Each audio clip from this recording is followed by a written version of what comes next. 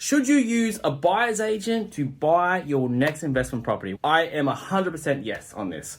And I have referred clients, my staff, my friends and family to Glenn Newbury at Suburbanite, and he is a gun. He's fantastic. Here's the thing. When you are buying an investment property, no matter what you do, unless you are day in, day out in property, even if, say, for example, you might be selling property down here in the Shire, but you want to buy property in WA, the likelihood is there is a lack of knowledge, a lack of experience, and for most professionals out there, a lack of time to buy this asset and buy really smart about it as well. So because you don't have the time, the experience, the knowledge, this is why you should use a buyer's agent. Now, in my head, when I first thought about a buyer's agent, I was like, there's no way I'm going to be paying some 15, 20 grand to go help me buy a property. The reality is though, is when you get over that mindset, you could make that money back within the first 6 months, 12 months. But if you buy wrong, if you buy the wrong property, for whatever reason, who knows what you purchased, you could hold that property for 10 years and not make any money.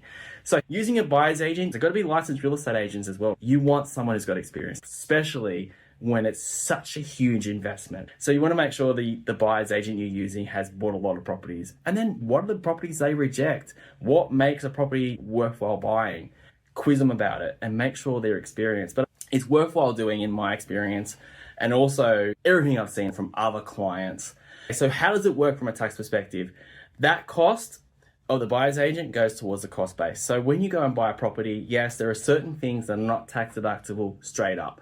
So as an example, when you buy the property, the cost base, which is essentially what it costs you to buy, and it's going to be factored in when you go to do capital gains in the future.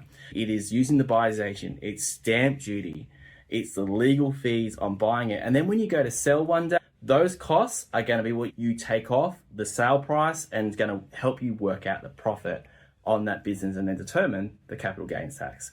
So it's not tax deductible straight up, but it is worthwhile doing and something that I would consider if you're thinking about buying investment property and you want to do it smart, and then in the long term, you want to have capital uplift and you want to make money. Think about that one.